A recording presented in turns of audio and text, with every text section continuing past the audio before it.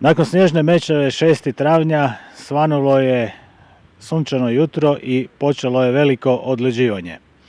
Evo kako je bilo po gradu.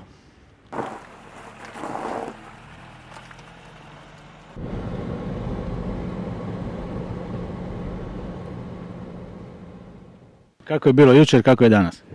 A jučer je bilo veoma naporno, radili smo popodne, dignuli su nas u 4 sata popodne, do 9 na večer smo radili, palo je bilo dosta snijega i zadnjih sat i pol vremena počelo se stvarati led. Danas je ipak puno, malo vremenski uvjeti su pomogli, sunce i sol, tako da smo počeli pomalo generalno čistiti grad od ove snježne mećave.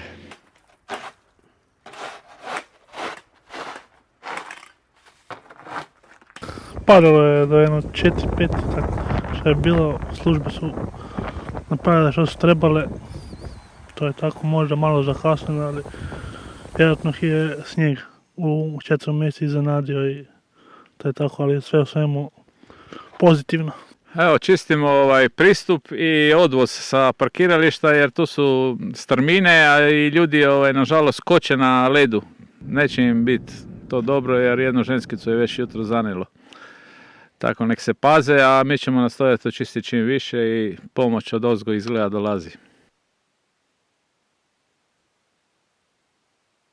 Jučer smo bili u Rijeci prije podne i negdje oko 12 sati smo čuli neke priče od ljudi da je Labin već bijelo snijega. Kad smo se vratili negdje malo 2 sata popodne, bilo je totalno sve bijelo.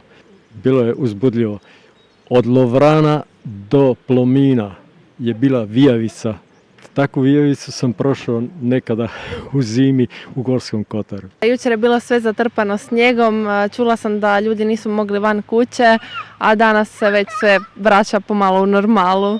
Stvarno su sipali odmah cestu i kolnike i pločnike i odmah su čistili, tako da evo za 10 djeca su uživala definitivno.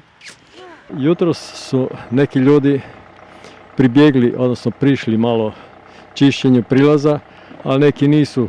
Žalosno je da neki vlasnici stanova više misle na svoje ljubimce limene nego na prilaz zgradi, a ne znaju što se može desiti i kakva je odgovornost nas, suvlasnika zgrade, da se očisti sam prilaz zgradi.